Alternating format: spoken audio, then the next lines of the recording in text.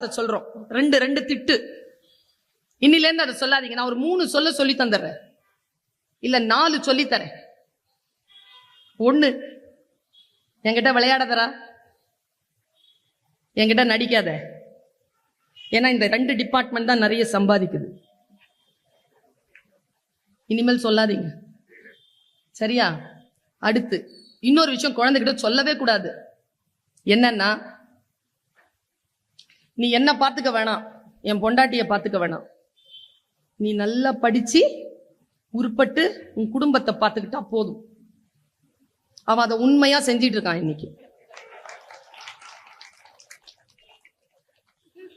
பாரா, கஷ்டப்பட்டு பெத்து வளர்த்து ஆளாக்கி படிப்பு சொல்லி கொடுத்து என் சொத்தெல்லாம் அழிச்சு உன்னை பெரிய மனுஷன் ஆக்கிட்டு இருக்கிற நீ தான் என்னையும் பொண்டாட்டியும் பார்த்துக்கணும்.